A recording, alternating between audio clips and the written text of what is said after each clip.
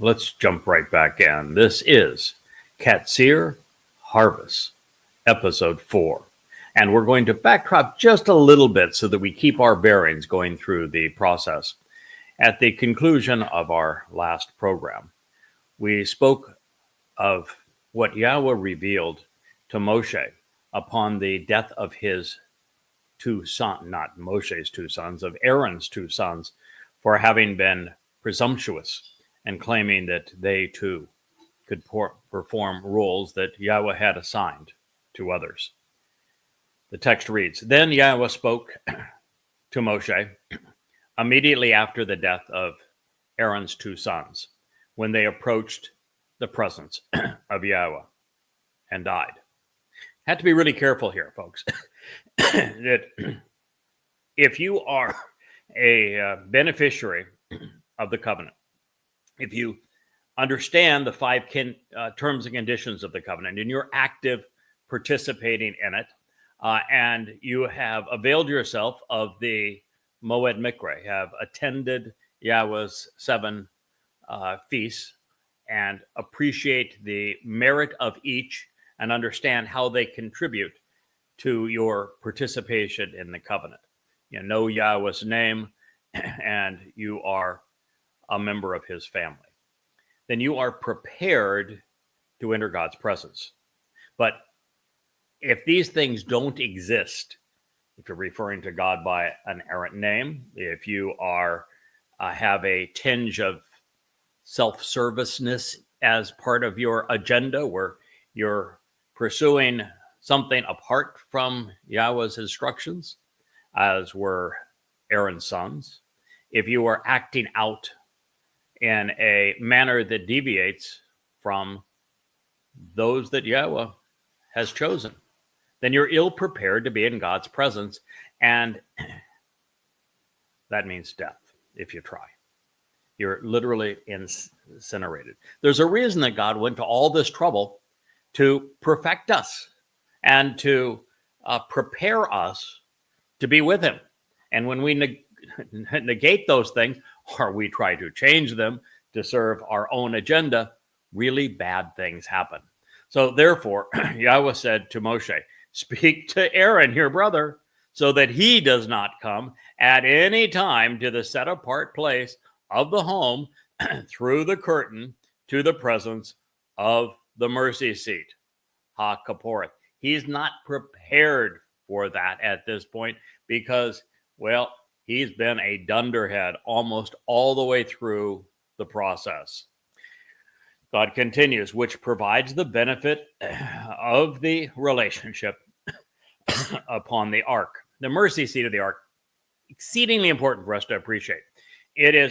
What it represents is the very place that God makes it possible for us to be part of his family. The covenant is his family. The man through whom God established the covenant is actually not Abraham. He delineated the terms and conditions of the covenant through his narrative with Abraham, but he established the covenant with Dod. And that's the reason that the Ark of the Covenant has a mercy seat, because the Kaporeth is also Dod's seat of honor. It is his throne that Yahweh has established forever for him, because not only was Dod anointed as Yahweh's Maxiach Messiah, not only is Dod Yahweh's Bakor, firstborn, therefore he has these inherited rights, but Dod volunteered to fulfill Pesach, Matzah, and Bakurim, which is why he deserves this distinction. But it is his mercy seat, because it is he who will be anointing it for us upon Yom Kippurim in year 6000 Yah, 2033. And so it is the basis of our entry, not only into the covenant, but into heaven and for all eternity. He says that way he will not die. Should he follow God's instructions, he won't die. Should he neglect God's instructions, take upon himself a authorized role that he does not have, or change God's instructions to suit himself, he's going to die. Indeed, I will appear and be visible within a cloud above the mercy seat. Now, God's presence above the mercy seat is not everlasting. He appeared above the mercy seat of the Ark of the Covenant during the Qatsyr Exodus, because Yahweh was abiding in their presence. And there were times thereafter where he would appear again on the mercy seat above the Ark of the Covenant, but he could not reside there all the time. For example, when the Ark of the Covenant was taken by the Philistines, God's presence couldn't be upon it, or it would have killed everybody that even touched it. And when Dowd brought it back in, it isn't until everything has been properly prepared that God's going to have some aspect of his presence there. And so right now, where the Ark of the Covenant is being stored and protected for Dowd's return to anoint it on Yom Kippurim in harmony with the Torah's instructions, Yahweh's presence isn't upon it at this point, but it will return to it in due time. And when it returns, it's not going to be within a cloud. It will be visible because all those who are in the vicinity will have been prepared. When we speak about the fulfillment of Yom Kippurim in year 2033, year 6,000 Yah, everyone will have been prepared by the sacrifice of the Adamah Parah and what Yahweh does through that sacrifice, just as we are prepared by the sacrifice of Dowd, both on Pesach and Matzah, and what Yahweh did with his great courage and compassion. In this, Aaron will come to the set-apart place with a bull from the herd. We recognize that this bull is symbolic of the role that I've been asked to play. My job is to stamp out demons, whether they be those acting as religious terrorists attacking Israel, which is why I rewrote Prophet of Doom as the 5 volumes of goddamn religion, or they're demonic spirits, as in the case of Allah and so many others that are working against the interest of Israel, and ultimately, of course, Hasatan, the ultimate of serpents. The bull is designed to accomplish those kind of things, and he is the basis of Parah, and it's the Adamah Parah that fulfills the Teruah function of the sacrifice that prepares this mortal remnant of Yisrael for Yahweh's return. So for someone like Aaron, who has been presumptuous in the past, who was part of a rebellious group that was headed by his sister, that claimed that they too spoke for Yahweh, as a man who delved back into the religious idolatry of Mitzrayim, as well as many are doing it now, going back to the paganness of Babylon. You have to be really careful about this sort of thing, because there's only one way back, and that's to come with the bull. And this bull is not going to be accommodating in that regard. And this bull is necessary for him to arrive with the bull, is because he was wrong. Because Aaron had consistently missed the way. And he must also come with a lamb. The bull gives him the opportunity to even approach, and then the lamb provides new life. So as we continue, we read that he should wear a covering of linen, which is set apart. The linen undergarments should be on his body, along with a linen sash, which he shall wear, in addition to a linen headband. He should wrap these set apart garments around himself, so that he should bathe his body and then put the clothing on. One of the highlights of this that I didn't share previously was the two mentions here of Kodesh. There are hundreds of things that can probably be considered Kodesh to Yahweh, scores of them that are actually named Kodesh.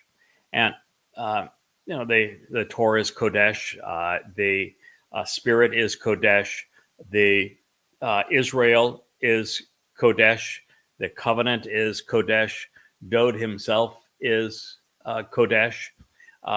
There are just so many things. Yahweh's name is Kodesh that represent Kodesh. We are supposed to be set apart. There's been a movement here that probably, I'll have to share it with you later because it's just too sad and too funny to interrupt this program with it. But there is a movement that has made way too big a deal of the Kodesh being attributed to the Ruach, because there are Ruach that are not Kodesh. There are many Ruach, and the fact that the Ruach is called the Ruach Kodesh is similar to many other things being called and designated Kodesh by Yahweh. And the other thing that I did share with you on this last program is that Dod has already done a dress rehearsal for this, where he has put on the priestly garb. And we found affirmation that Dod will adorn this priestly garb once again on Yom Kippurim in the prophetic book of Zechariah. And so all of this fits that, including the linen. But here it does mention one aspect of the events of that time, because on Teruah, underneath the Adamah Parah, Yahweh is going to release enormous amounts of cleansing water, and that water and the ash are going to work in conjunction with the searing flames that Yahweh will ignite. And the reason that I bring your attention to this, where it says here that he should bathe his body in the waters and then put the clothing on, is we find these waters and ash in the cleansing of the adulterous woman of Numbers 5, which is the beneficiary. This represents Israel, the beneficiary of the Adamah Parah sacrifice. We find in the dress rehearsal for the sacrifice of the Adamah Parah, 40 Yobel, 888 years prior to this event, when Eliah was also the master of ceremonies, and we find ash and water and fire there as well, because the symbolism of all of these things represents a cleansing element that needs to be accomplished on behalf of the children of Israel. And Yahweh wants the one who is performing this, in the case of Eliah previously and again, and then to Dod ultimately on Yom Kippurim, to reflect everything he's describing. So there's a lot of many references to the one performing this role being cleansed as they do it. This then continues. Then from the community of eternal and restoring witnesses of the children of Israel, he should acquire 2 tempestuous goats for being wrong and missing the way, but only 1 lamb to ascend.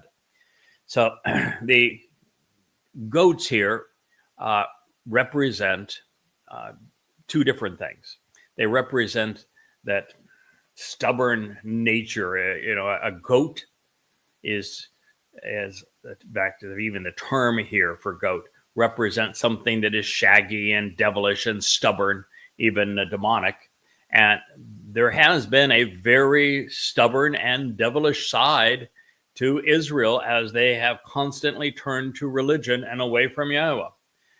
And they have done it for thousands of years. And then the other side is that the goat is kissing cousin to sheep, which are Yahweh's favorite animals.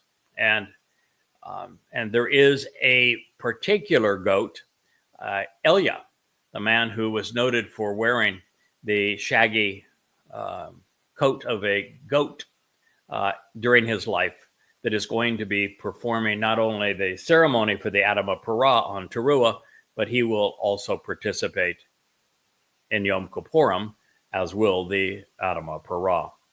The one lamb, of course, is the featured performer on Yom Kippurim, when the Kipporeth, the mercy seat of the Ark of the Covenant, will be anointed, because he's the very Lamb of God who fulfilled Pesach, our king, Dod. Aaron should approach with a bull for being wrong and having missed the way as a benefit to the relationship for himself, and he should provide reconciliation through this for himself and for the house and family of Yisrael. The bull is pointing forward in time. Again, Yahweh is an exceptionally astute storyteller. And in doing that, if you're going to tell a captivating story, you are going to foreshadow events early on that then those clues come back later in the story, and you can say, oh, now I know why that was there. Well, maybe I'm revealing the end of the story and ruining the conclusion for you, but I don't think that's the case. The bull is there because the bull will return to play the role of the Adama Parah, the man of the earth who is productive and fruitful on Teruah, to cleanse and prepare the mortal remnant of Yisrael for God's arrival, so that they're not struck dead when he returns 10 days later on Kippurim. And therefore, the bull is the final sacrifice for the children of Yisrael. And he provides reconciliation, so that Yahweh's promise in Yirmiyah 31, when he promises that he will restore, therefore reconcile the covenant with Yisrael and Yehudim, this is the way that actually occurs on this date. And then the bull is used again, because an aspect of the bull's blood, we're told, in the sacrifice of the Adama Parah, it's collected twice by Elia. And the second time, it is part of what will be sprinkled on the mercy seat in accordance with the Torah to restore the relationships between Yisrael and Yahweh. So Yahweh's calling is to be an Edai, community of eternal and restoring witnesses who communicate the enduring testimony of Yahweh. And unfortunately, Yisrael has failed in this result. So Yahweh found a different Edah witness to speak to you today. And he will be joined by the ultimate, both witness and prophet, Elia, here shortly, to call Yisrael back home. So it is important for us to examine every word that has been and will be acted out on behalf of Yisrael as a harbinger of things to come in the past, and as a prophecy to explain that which will transpire in our near future. And as Dod does, it should become obvious that the goats represent two different things. One is Elia, who will be there to perform this grand ceremony on behalf of Yahweh to fulfill the Moed Mikre of Teruah, and also contribute to Kippurim when Dod returns. But it also depicts the wayward and antagonistic nature of Yisrael throughout the ages, probably explaining why there are two of them. And with many continuing to run away, they will not all be allowed inside. Then he will grasp hold of the two tempestuous goats, this pair of shaggy, devilish, and stubborn goats, and present them before the presence of Yahweh at the entrance of the shining and clear tent of the eternal witness to the restoring testimony of the appointed meeting. This is Moed, which speaks of Ed, and Ed in Hebrew it means everything from restoring and eternal to witness and testimony. So fully amplified, it is a restoring witness to the eternal testimony. These are also describing Yahweh's 7 annual meetings to be called out each year: Pesach, Matzah, Bekurim, Shavua, Teruah, Kippurim, and Sukkah. The tent itself, which will be replicated in the last 3.5 years on top of Mount Moriah as a backdrop and a home for Elia and Yada to speak to the children of Israel, is from Ohel, which also would describe that which is shining and clear. And you'll note that these goats were presented at the entrance of the tent of the eternal witness. They didn't come inside behind the curtain. And Elia should provide an opportunity with lots, determining the outcome for the 2 stubborn goats, with one to approach Yahweh and the other lot as the scapegoat. The scapegoat is the one that goes away. It is Azal, to go off. It is possibly even from Azab, which would be to be estranged and forsaken.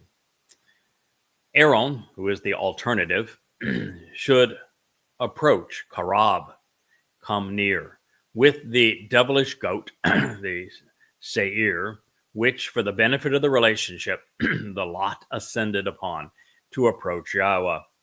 It will act as the resolution for having been wrong and missing the way. Of course, the role that Elia plays as the goat of Yahweh in this story, and the most positive way, because obviously Yahweh loves Elia.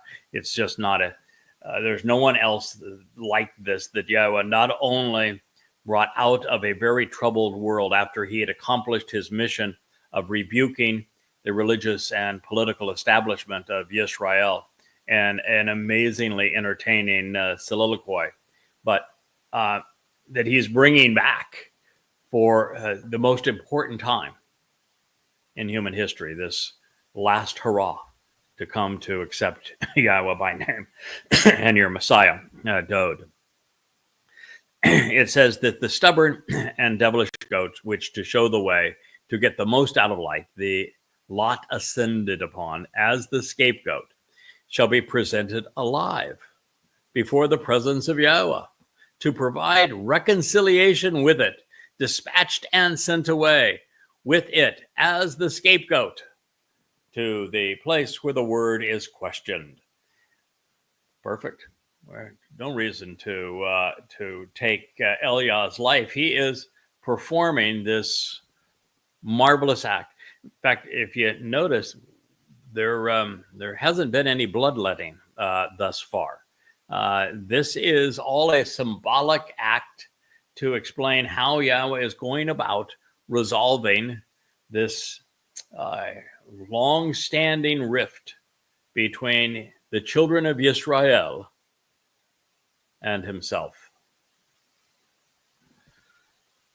The idea of a scapegoat, of course, was ingenious, something that everyone could understand, and moreover, using a stubborn and tempestuous goat rather than a lamb would help drive home the point. Similarly, it would have been impossible for Aaron and the chief priests after him to miss the significance of the bull, both representing this terrible reversion to religion with the episode of the golden calf mimicking the religion of the pharaohs in Egypt, and of the bull performing such an important role as the Adamah Parah in their future.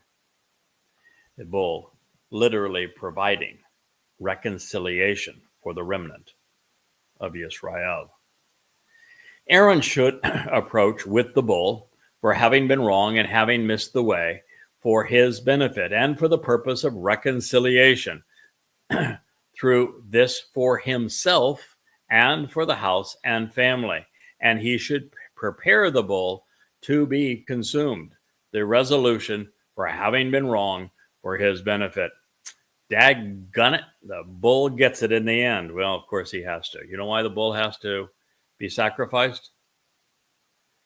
Because Yada is the man from Edom, the Adamah Parah, the man of the earth who has been productive and fruitful, is one of two individuals who lays down his bashar, his corporeal body, to restore and reconcile Yisrael, just as the Passover lamb did 2,000 years before this day.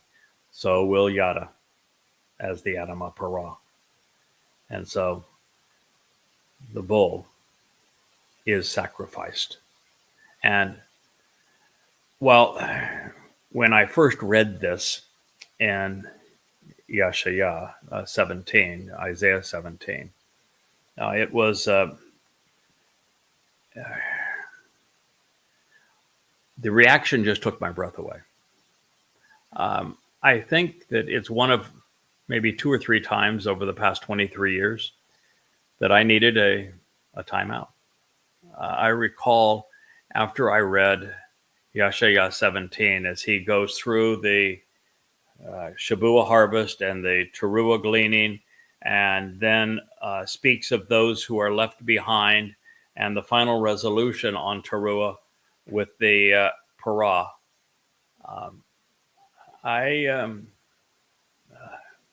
I was both exceedingly happy and also a bit concerned. There is nothing more wonderful than knowing, after having lived a life that matters on behalf of Israel, having done as Yahweh asked to reconcile the relationship with his people, there would be a crowning achievement of sorts, this opportunity to genuinely shine, to show my last ounce of devotion on behalf of Israel. And I was proud that Yahweh would trust me to do so, that he would know that I would willingly do so, that I would be proud and honored to do so for his people. I've devoted my life to them and to him and to Dod's return, which is facilitated by this sacrifice of the Adamah Parah. But initially, when you first confront this and you know you're it, there's a bit of trepidation.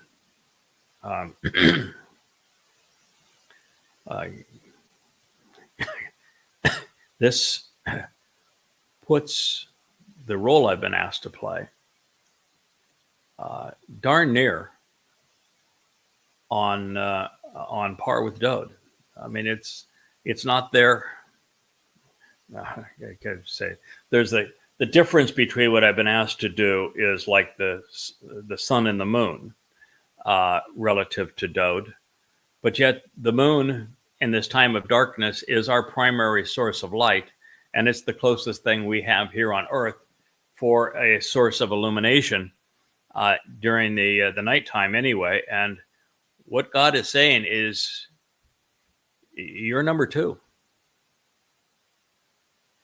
Been 100 billion people that have lived on the earth. And when God designates you as such, you know, okay, that's very serious. Now, I better make certain that everything I do from, well, as I had prior, everything needs to be completely devoted to meeting and, if possible, exceeding Yah's expectations. And so, yes, the bull is sacrificed to reconcile the relationship with Israel. And each year prior to this, when it's done correctly, when the symbolism is carried out correctly, the bull nourishes the children of Israel so that they grow up and become the children of God. It is for the benefit of Israel, because for so long Israel has been wrong. This is Kara, Leviticus 16:11. And this again is a harbinger of what will occur. It is a prophecy and a Torah teaching. There are lots of prophecies like this throughout the Torah, and this is one of them. And this, by the way, is Yahweh himself speaking to Moshe. So we have this on really good authority, that he should obtain some of the blood of the bull, and he shall sprinkle it with his finger on the surface of the mercy seat. When you read the story of the sacrifice of the Adamah Parah in Numbers 19, you'll find that Eliah collects some of the blood of the Adamah Parah. And this is why he collects it. And it will be Dode who splatters it on the base of the mercy seat of the Ark of the Covenant to give Yisrael new life. It will be I should say that I've always thought that my single most joyous moment in life, the one that would cause a man who has been far more head than heart to break down in tears and cry like a baby, is my request to be in the back of the room as Yahweh greets many of those who are part of the covenant because of what we accomplished together, which will be almost everyone, if not everyone, who is part of the Shabuah and Teruah harvest.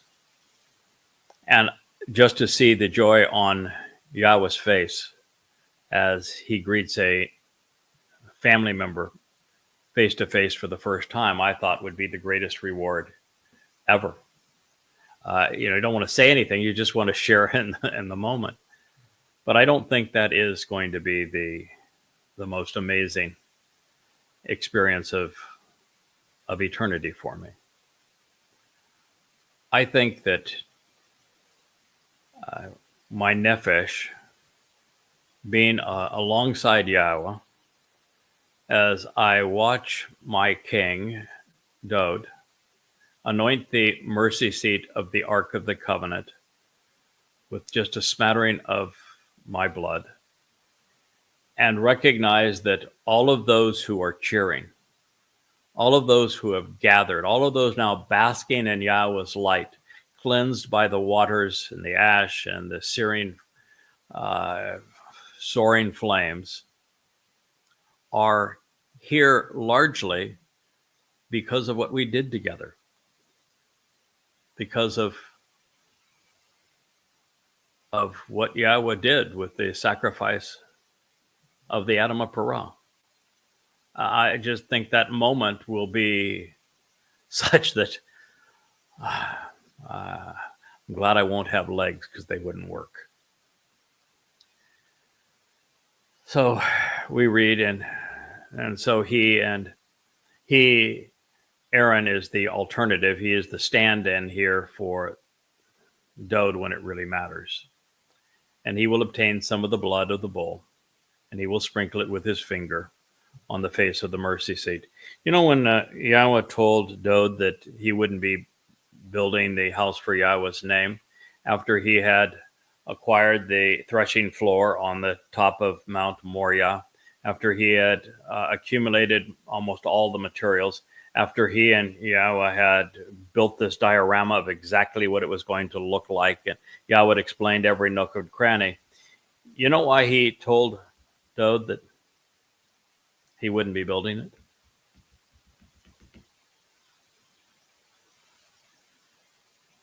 He had blood on his hands. This is what he was talking about. Yahweh was the greatest storyteller in the universe.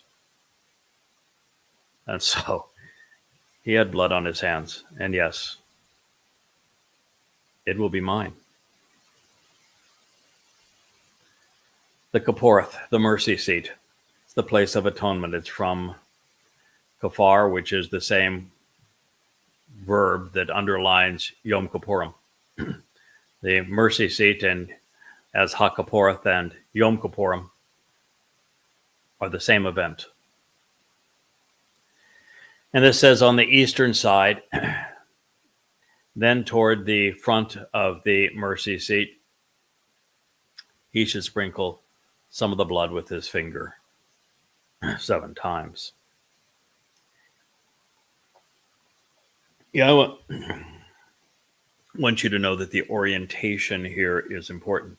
He laid out the orientation of the home for his name, and he is going to keep that same orientation. And he wants you to know that because his overall orientation is important for us. I've talked about Yahweh gave us these puzzles of this most amazing portrait where our job is to frame it and then put all of those pieces into their proper places. But it's our perspective on it that is so essential. And perspective is all about having the right orientation. And I have said this so many times that translation, while it is fair, sometimes people will approach it as mechanical. This word means that, put this word in. It's about 10% mechanical and about 90% having the proper orientation. You really need to know who Yahweh is and who he is not, what he wants and what he does not. And until you know and love Yahweh, until you have done everything you can to model your life after his example, you really can't render his testimony accurately. And this, the reference to the front and to the east of the Kapporeth, is designed to tell us that story, that the orientation that we should view these events is exceedingly important to us. This is the rising of a new day. The sun rises in the east. The sun will have risen on this day because Dode is represented by the sun. That is the reference to the east. 7 times, of course, is the answer. The answer to almost every question. And in this case, there are 7 epochs of human existence, beginning in the garden and ending when we return to the garden. And the 7th is about to begin.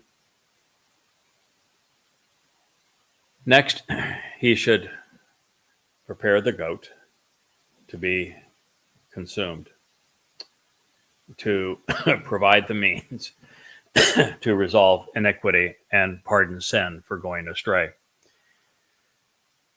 It isn't made obvious in any other text that Elia will share the same distinction as will I and Dode, that we will each have 3 lives. We know that Elia had a life that will have ended 2,888 years prior to this event, and that he will return 3.5 years prior to Dode's return.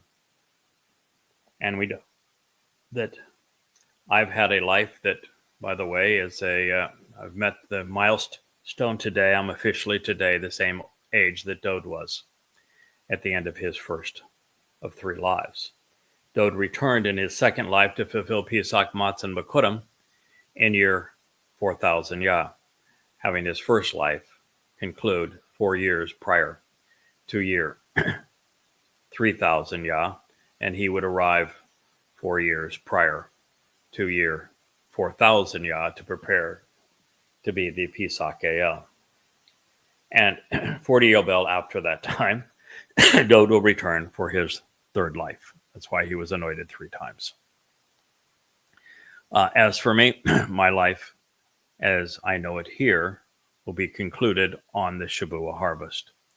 I will then return with Elia for a second life, which will conclude on Teruah, my third life beginning thereafter. Now, with Elia, since he is part of this threesome of individuals that Yahweh has selected to bring in the ultimate homecoming and family reunion, and to represent him in these events, it would be more symmetrical, more consistent, fairer even, for Elia to have been afforded the same opportunity to also be able to lay down the life that wasn't concluded in the normal way during his time, 40 Yobel, 888 years ago. And so Elia will be the final offering. And his offering will be on Kippurim for the benefit of Yisrael. Of course, in the case of Elia, the corporeal body that he has, as is the case with mine, it is different than everyone else's, which is why the symmetry of all of this is so beautiful. Everyone who is witnessing this event will fall into a number of situations. First, those who came against Yisrael will have all been incinerated or washed away. They're gone. And so now you have 2 groups of people that are gathered. You have this arena of light, this great amphitheater of light that is comprised of the individuals who benefited from the Shavua and the Teruah harvest. They've come back as spiritual beings to witness all of this. And they're looking down from above at all of this. Elia and I actually fit into that category, but we have remained as physical beings to perform these roles on behalf of this remnant of Yisrael. And so while the mortal remnant of Yisrael, they're going to remain flesh and blood. And they're going to remain so throughout the millennial celebration of the Shabbat that begins 5 days from this time. And we have now prepared them to live in God's presence.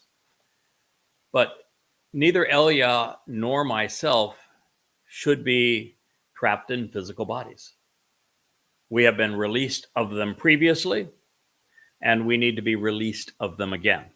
And so Yahweh has just made the ultimate spectacle out of us giving up these anchors of a physical body so that we can be amongst those in the arena of light looking down on these events. The only difference between Elia and myself is I'll have 10 days during that interim period, and for him, it will be instantaneous. So it really is it's the most beneficial sacrifice for the sacrificee ever offered, which is one of the reasons why it's as different as the sun is from the moon relative to Dode, because, well, Being rid of his physical body, particularly after what the Romans did to it, would have been a welcome relief for Dowd. He was immediately slathered with the guilt of every covenant member, which he then had to take to Sheol on Matzah. So his ordeal and his responsibility are much greater than ours. So, resuming this, and maybe I should apologize for going off and explaining all of these tangential ideas and insights, but for me, these glimmers, these little sparkles of light, the different shades of the picture, this is the part that I think is so interesting. And when we understand how all the little details fit together, our understanding of God's ultimate portrait and what he is offering and expects in return becomes so much richer. It gains dimension. So next he should prepare the goat to be consumed, to provide the means to resolve iniquity and for the pardon of the sin of having gone astray. Boy, and Israel had done that for a very long time, for the benefit of the people, and return with its blood towards that which is part of the house through the curtain, and do so with its blood as he did with the blood of the bull, and as he did sprinkling it upon the Kaporeth, the mercy seat, toward the front of the Kaporeth mercy seat. Kara 16:15. Thereby he shall provide reconciliation. What is the day that this will occur? The day of reconciliations. What's going to happen on this day? Our Messiah and King, Dowd, the very Passover lamb, is going to perform these very instructions as delineated in the Torah, and the mortal remnant of Yisrael will be reconciled with Yahweh. Thereby, my producer and fan club, and wife, and chief cook, keeper of the castle, such that it is over there doing a whoop whoop for us. We'll get her mic soon. Thereby, he shall provide reconciliation upon the set apart place, the most set apart, as a result of the impurity and the filthiness of the children of Israel. And when you read the story of the adulterous woman, this should also come to mind. They are no longer adulterous. The children are reconciled with their father. And a result of their religious rebellion and political defiance, which is no more, it will be resolved, along with the realization that they have been totally wrong and they have all wandered away. It's true, but not anymore. Therefore, he should act accordingly, doing this to approach the shining and clear tent of the eternal witness to the restoring testimony of the appointed meeting, which is inhabited and abides with them in their very midst, to rectify their impurity and their filthiness. Kara called out Leviticus 16:16. What a poignant prophetic picture of what Yahweh intends on the day of reconciliations, his homecoming and the family reunion, as all of this will be acted out before the entire restored remnant of the children of Israel. It's gets you right there. And should get us here as well as here. So now we know why it will be essential that Dowd, as the high priest, will perform this role in concert with the Torah guidance, girded as he will be on this day by Eliah as the goat and Yada as the bull. Yahweh's relationship will remain unreconciled prior to this event because of the religious corruption associated with Judaism and the political revolt of progressive Jews. But those who availed themselves of the sacrifice of the Adamah Parah come to celebrate Yahweh's return with his son Dowd will find themselves in this wonderful position come sunset on October 2nd, 6:22 p.m. Yom Kippurim in year 6000 Yah, October 2nd, 2033. Yahweh is focused on honoring the promise he made to Abraham. And that is that he would reconcile his relationship with his people. And now you know how. So God has outlined the means to cleanse the religious rebellion, very much as it is described really in Numbers 5, which was also prophetic, using many of the elements from Numbers 19, equally prophetic. His people will be the beneficiaries of God's plan.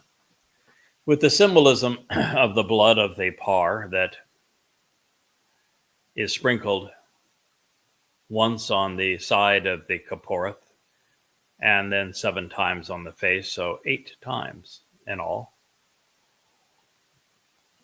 Not only symbolizes eternity and the 8th day of Kippurim, a new beginning for us throughout all eternity.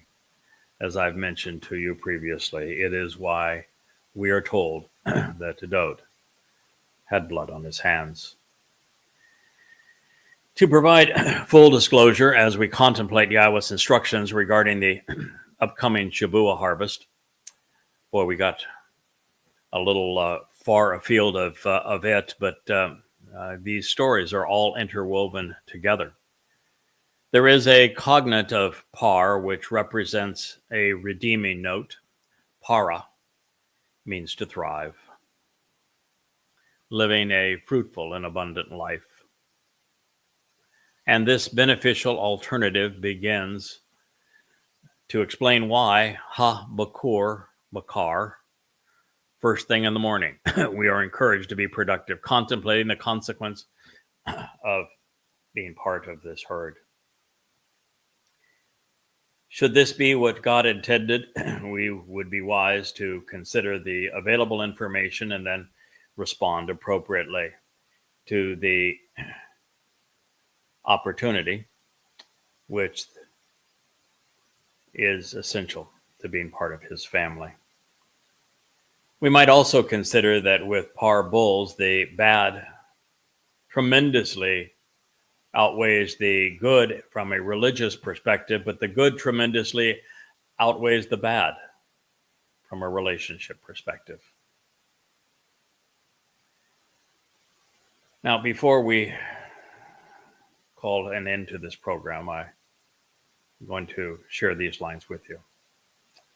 God's Torah declaration on Shavuot is where we also find Bokur. If you recall, Yahweh said, and one echad, bull, representing that which is both frustrating and divisive, but also fruitful and productive. A young male in the morning to encourage being perceptive, contemplative, discerning, seeking and considering the available information and then responding appropriately. Ha bakar bakur, looking to grow and to be fruitful as the sun rises. The two rams representing the upright pillar and the doorway.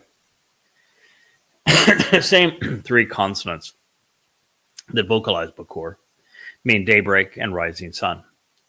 Satan's name, to show the negative side, Halal bin Shakar, was written, which is written Halal bin Shakar also, means the arrogant son of the morning, the rising star, and early in the day. Additionally, Bakak conveys empty and void, laid waste and devastated. And that may be why Yahweh wants us to Bakar, to consider and reflect upon our condition as a consequence of having been confused and having misinterpreted his instructions with counterfeits of religious mythology like Judaism, Christianity, and Islam, as well as progressive politics. The celebrants of the sun's annual cycles, this fixation on renewable energy, this devotion to Mother Earth in the form of environmentalism, are giving the more overt religions competition when it comes to false worship.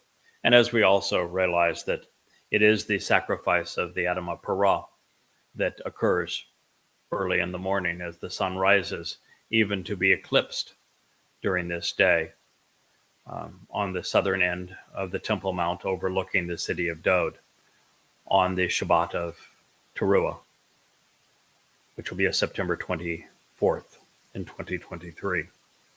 Now, El is the word translated as rams, representing the upright pillar and the doorway. It is the opposite of Bakar, and certainly from the negative side, every nuance is redeeming.